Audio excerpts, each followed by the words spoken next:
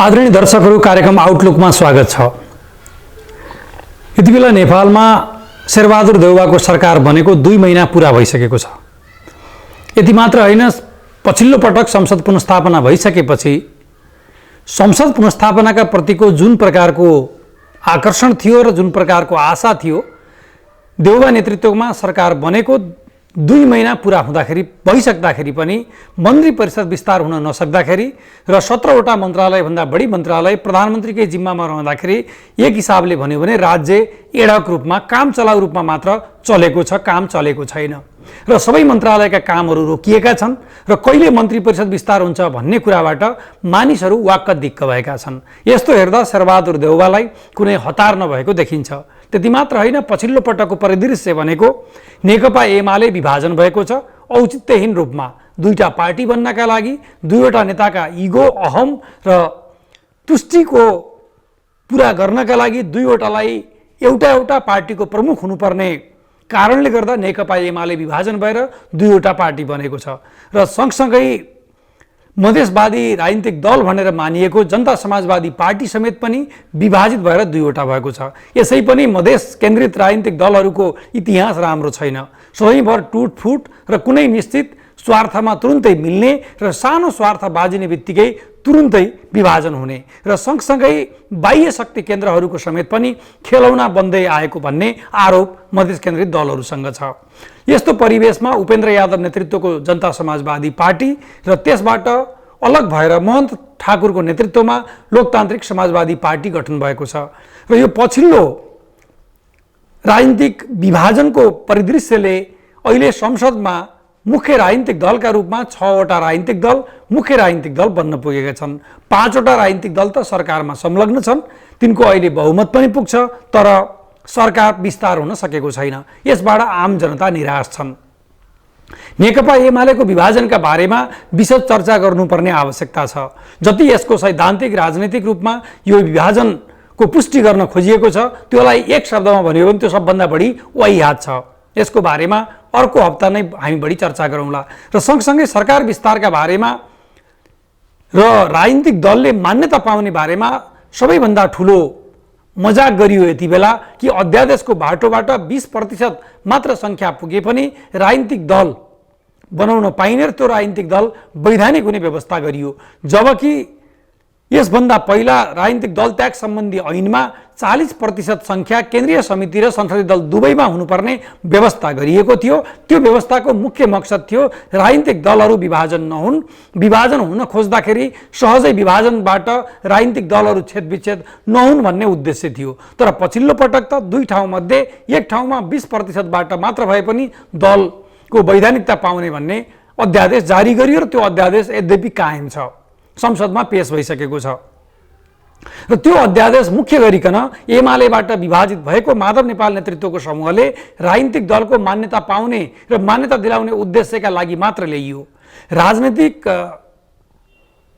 प्रतिद्वन्दिता वा लडाईँका हिसाबले भन्यो भने माधव नेपाललाई अहिलेको सत्ता गठबन्धनले उद्धार गर्नुपर्ने र उसलाई सहयोग गर्नुपर्ने आफ्नो ठाउँमा होला, तर राजनीतिक दल सम्बन्धी ऐन कानुनमाथि यति ठुलो मजाक गरिनु हुँदैन थियो र यस्तो मजाकले आगामी दिनमा समेत पनि बेइमानीका छिद्रहरूलाई बाटो खोलिदियो र ढोका खोलिदियो र कुनै पनि बेला यस प्रकारको राजनीतिक मजाक हुन सक्ने वा दलीय व्यवस्थामा जे पनि गर्न सकिने एउटा नजिर स्थापित भएको छ।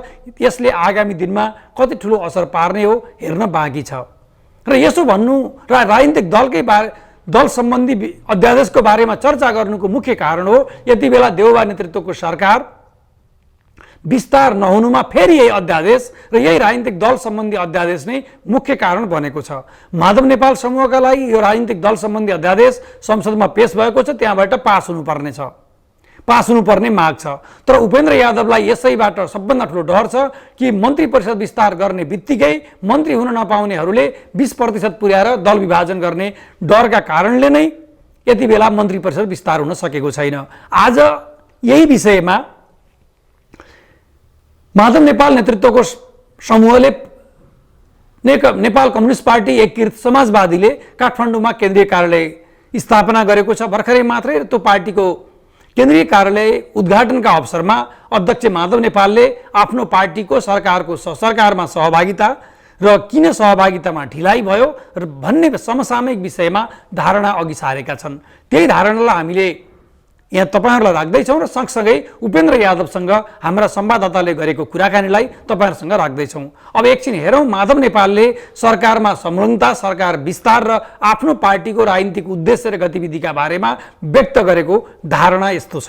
त्यो कुनै पनि भ्रम कसैले पर्नु जरुरी छैन, अलमलमा पर्नु जरुरी छैन, त्यो 10 बुँदेको भ्रममा पनि पर्नु जरुरी छैन।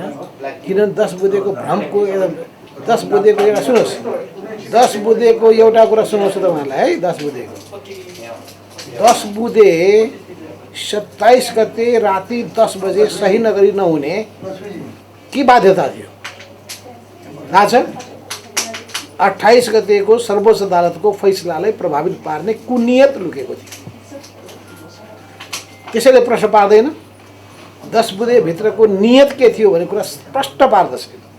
नभए यति राति 10 बजे राति हस्ताक्षर गर्नका लागि हतार किन? जबकि त्यो अधुरो छ भन्ने कुरा सबैले भनिरहेका छन्।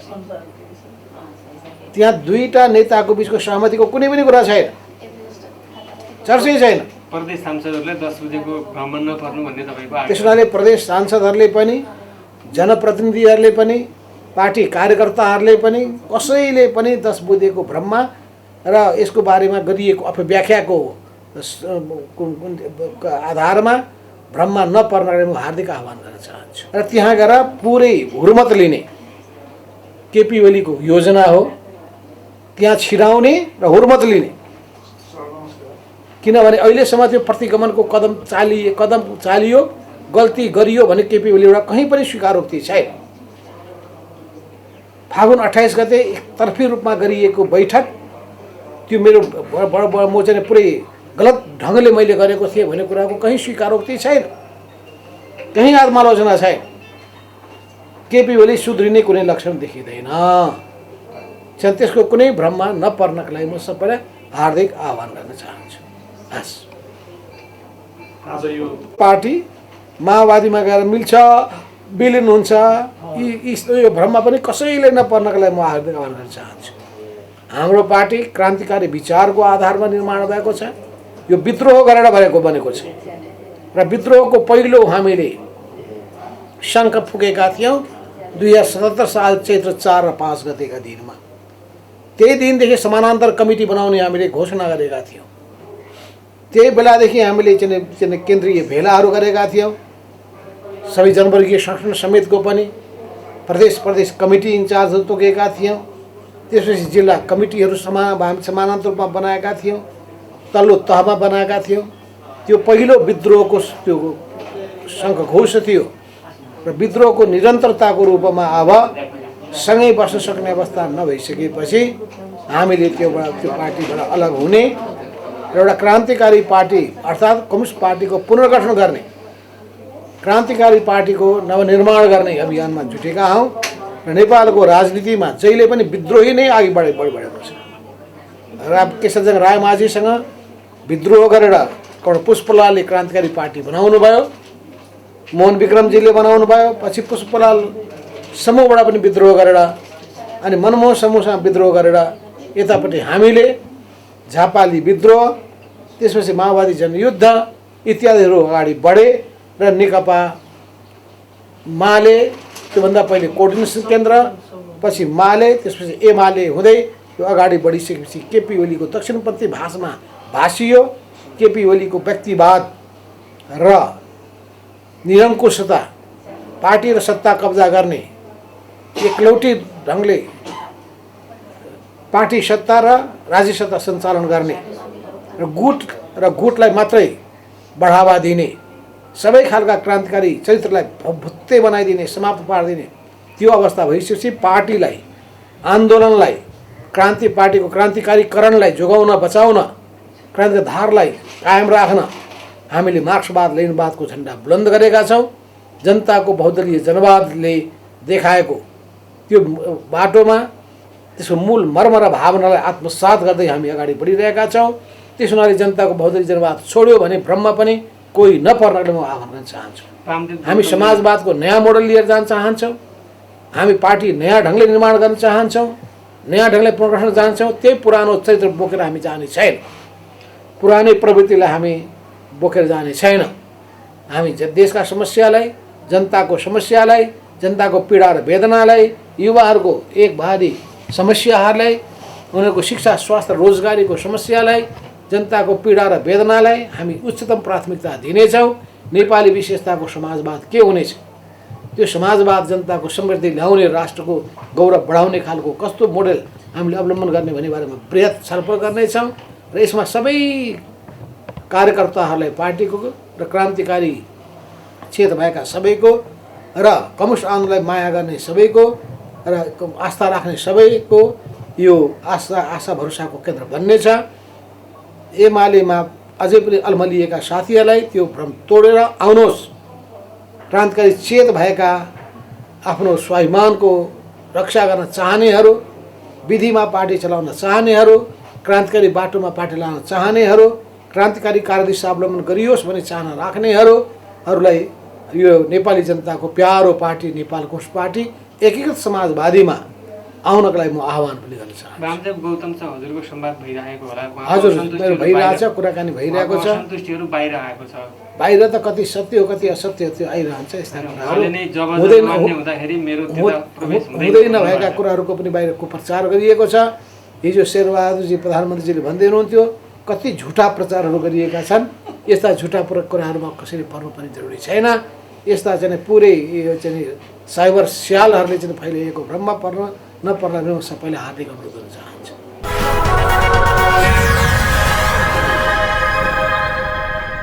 आदरणीय दर्शकहरू, माधव नेपालले आफ्नो पार्टीको औचित्य र सरकारमा सहभागिता बारेको यो संक्षिप्त धारणापछि अब फेरि मधेस केन्द्रित मुख्य राजनीतिक दल मानिएको जनता समाजवादी पार्टीको दुःख के छ? जनता समाजवादी पार्टी यो सरकारको एक मुख्य हिस्सेदार हो, तर अध्यादेशका कारणले ऊ सरकारमा सहभागी हुन चाहिरहेको छैन र उसलाई एकपटक महन्त ठाकुरले पार्टी विभाजन गरेर अर्को पार्टी बनाइसकेका छन् र फेरि पार्टी विभाजन हुन सक्ने भएमा जनता समाजवादी पार्टी बाँचेको छ। र त्यसै सन्दर्भमा हाम्रा संवाददाताले सरकारमा सहभागिता र मधेस केन्द्रित राजनीतिक दलहरूको भविष्य र जनता समाजवादी पार्टीको अकर्मण्य अवस्थाको अहिलेको परिदृश्य के हो भन्ने बारेमा गरिएको कुराकानी अब एकछिन हेरौँ।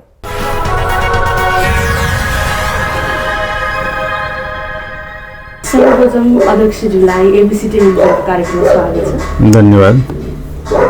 प्रतिनिधि सभा विघटन भइदियो दुई पटक यहाँहरूको 5 दलले जुन एउटा मतलब गठबन्धन थियो, सत्ता गठबन्धन साझेदारी दलमा अहिले हुनुहुन्छ। झन्डै 2 महिना बित्न लाग्दा पनि यहाँहरूको चाहिँ जुन साझेदारी दलले मन्त्री परिषद विस्तार गर्न सकेन नि, अथवा चाहिँ यो के समस्याले गर्दाखेरि ढिलाइ भइरहेको भनिदिनुहोस्। अब 2वटा अवरोधहरू रहेका छन्। एउटा अवरोध अहिलेसम्म मन्त्रालयको बाँडफाँड भइसकेको छैन।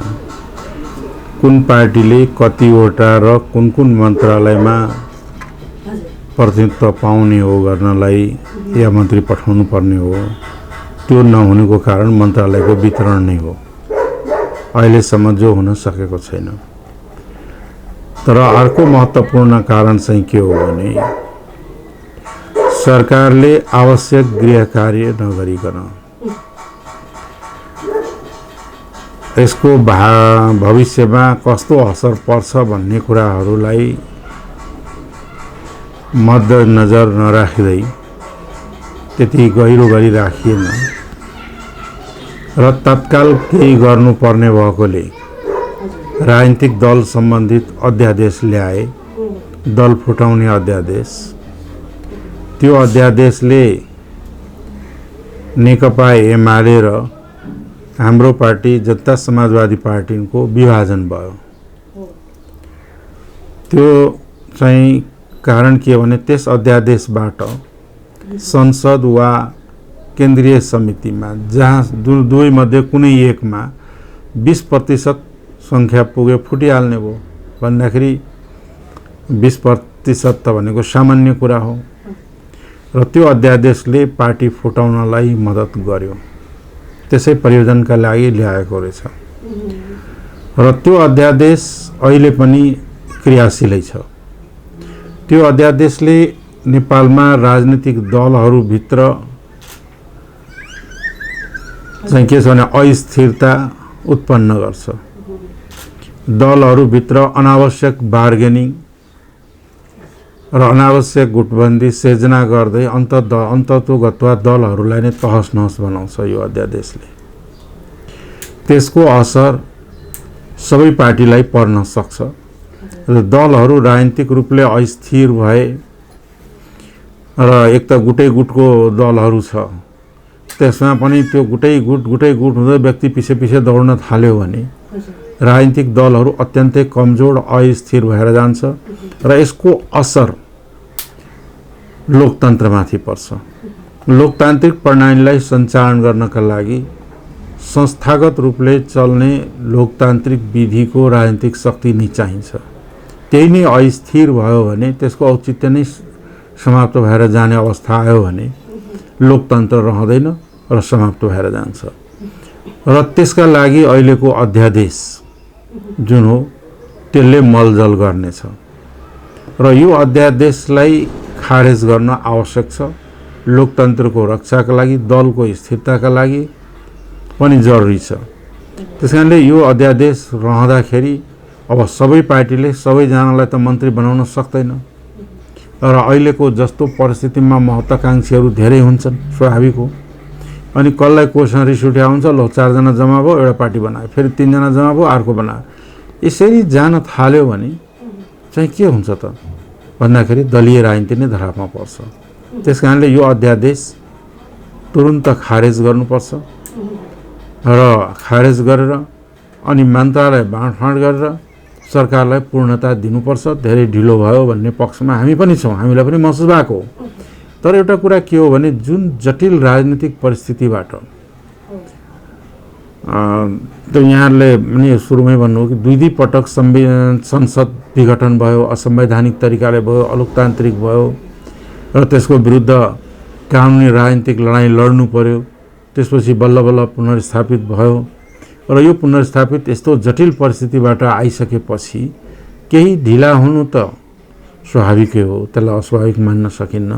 तर पनि अब ढिलो धेर हो गर्नु हुँदैन। अध्यादेश खारेज गर्ने र मन्त्रालयहरूको बाँडफाँड गरेर सरकारलाई पूर्णता दिएर र जनताको भावना अनुसार जनतालाई राहत हुने किसिमले चाहिँ के हो भन्दाखेरि कार्य सरकारले गर्नुपर्छ। सरकारले सुशासनको प्रत्याभूति जनतालाई दिलाउने गरी अगाडि आउनुपर्छ भन्ने पनि हाम्रो मान्यता हो। प्रतिनिधि सभा बैठक त पनि अवरुद्ध एकदम प्रमुख प्रतिपक्ष दल नेकपा एमाले नाराबाजीदेखि यावत खालका दृश्यहरू गतिविधिहरू देखिएको छ। अब कसरी बैठकहरू अब सदनहरू सुचारू हुन्छ के होइन? सदन भनेकै वास्तवमा के हो त भन्दाखेरि प्रतिपक्षकै हो। सत्ता पक्षले त सत्ता चलाउँछ, प्रतिपक्षले संसदमा आफ्नो भूमिका खेल्छ।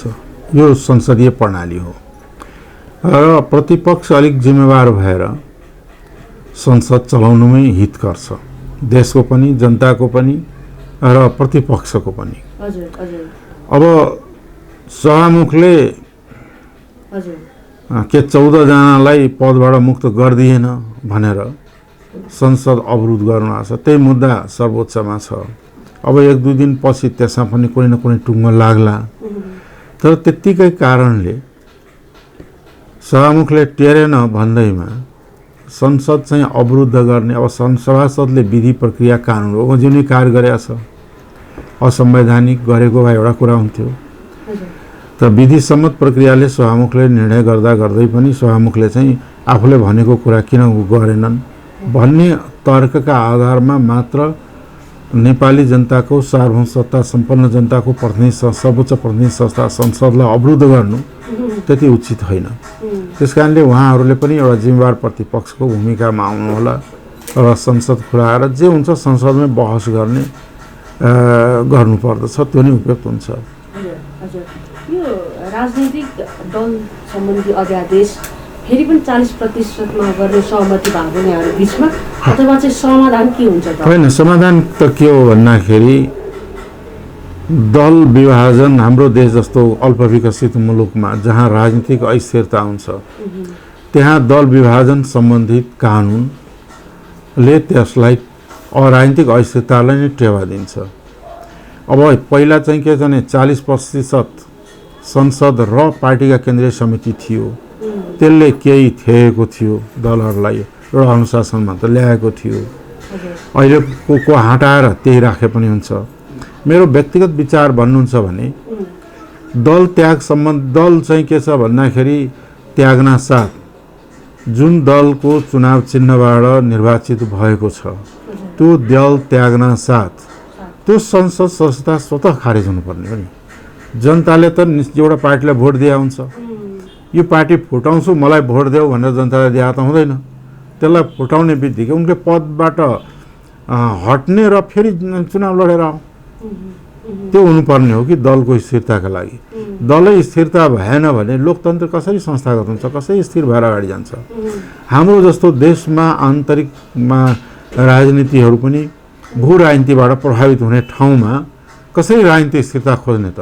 त्यसको लागि चाहिँ के छ भने दल बदलु ऐनैलाई हटाइदिनुपर्छ।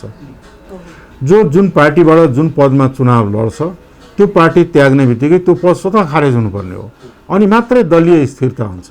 होइन, नयाँ दल खोल्न पाउँछ, अनि त त्यो जनताले त नयाँ दललाई म्यान्डेट लिनको लागि जनता बिचमा जानु पर्यो, नयाँ म्यान्डेट लिएर जानु पर्यो। त्यसका लागि चाहिँ के हो भने वास्तवमा राजनीतिक स्थिरताका लागि त्यो अपरिहार्य छ नेपाल जस्तो मुलुकमा। हुन त अहिले क्रमबद्ध रूपले नेकपा एमाले पनि विभाजित भयो, जनता समाजवादी पार्टी पनि भयो। यो जनता समाजवादी पार्टीको विभाजनले चाहिँ यहाँको समग्र आन्दोलनमा मुद्दामा पार्टीमा कस्तो असर पर्छ? त्यहाँ विभाजन भन्दा पनि केही मान्छेहरू चोइटिएर गएका छन्, यहाँहरूले हेर्नुभएको छ। 80-90% कार्यकर्ता नेता निर्वाचित पदाधिकारीहरू जसपामै छन्। केही व्यक्तिहरूले ओलीको प्रतिगमनलाई सघाएको सहयोग गरेको र मतियार बनेका कारणले पार्टीमा अट्न नसकेका हुन् र शेरबहादुरको कृपाले शेरबहादुरको आशीर्वादले 20% गनेर पुग्दाखेरि अनि अर्को दल दर्ता गराएका हुन्। यसलाई दल विभाजन त भन्दैन, तथापि पनि के हो भने सानै टुक्रा भए पनि त गएको हो हैन। एमालेको पनि त्यही स्थिति हो र अरू पार्टीको पनि स्थिति राम्रो छैन। नेपाली कांग्रेसकै कुरा गर्ने हो भने बाहिरबाट एउटा छ, भित्र त कति पार्टी छ भित्र। अहिले एमाले भित्र पनि कति पार्टी छ भित्र छ, माओवादी भित्र पनि भित्र कति छ भन्दाखेरि त्यस्तो अवस्थामा यो 20% को प्रावधान घातक हुन्छ। हामीले भनेको त्यो हो। त्यसले के छ भन्दाखेरि नेपालमा बहुदलीय व्यवस्थालाई चाहिँ सुदृढ गर्दैन र त्यसकारणले हामीले हटाउनुपर्छ भनेर जोड दिया हो। अहिले खास गरी यो तराई मधेस आन्दोलनलाई सशक्त रूपमा जुन पार्टीले एउटा चाहिँ भनौँ न आवाज उठाउँदै र आन्दोलन पनि गर्दै यहाँसम्म आएको छ। अब आगामी दिनमा चाहिँ अब बाहिर सामान्य जनताले हेर्दा जनता समाजवादी पार्टी र लोकतान्त्रिक समाजवादी पार्टीले कसरी बुझ्ने फरक के छ भने? जनता समाजवादी पार्टीको आफ्नो म्यानिफेस्टो छ, आफ्नो नीति छ। त्यो के हो भन्दाखेरि सङ्घीयतालाई अब संविधान संशोधन गरेर संघीयतालाई सुदृढ गर्ने कुरा, राज्य पुनर्संरचनालाई सच्याउने कुरा, बहुभाषिक नीतिको कुरा, लैङ्गिक असमानता र विभेदको अन्त्यको कुरा, सबै समुदायका जनसङ्ख्याका आधारमा समानुपातिक समावेशीकरणको कुरा, बहुलतावादलाई मान्यता दिने कुरादेखि नागरिकताको सवाल लगायतका सवालहरू, विकास निर्माण र गरिबी बेरोजगारीको सवाल, सामाजिक न्यायको सवाल, यी राष्ट्रिय मुद्दाहरू हामीले बोकेका छौँ। हामीले उठाएका इस्यु मुद्दाहरूकै आधारमा हामीलाई चिन्ने हो, न त भने पार्टी त धेरै छ। अहिले चाहिँ अब सरकारलाई मन्त्री परिषदलाई छिटोभन्दा छिटो पूर्णता दिने सरकारको गतिविधि अगाडि बढाउनलाई यहाँहरू कहिलेसम्म सहमत? हामी तयार भएर बसेका छौँ। अध्यादेश खारेज हुने बित्तिकै यो प्रक्रिया अगाडि बढ्छ र सरकारले पूर्णता पाउँछ। जस्तो सरकार जानुहुने नेताहरूको यहाँहरूले निर्णय गरिसक्नु? अब मन्त्रालय पाएपछि निर्णय गर्ने हो नि। मन्त्रालय कतिवटा पाउने, कतिजनालाई निर्णय गर्ने, के मन्त्रालय दिने, त्यो नै अत्तो पत्तो छैन अनि के निर्णय गर्नु।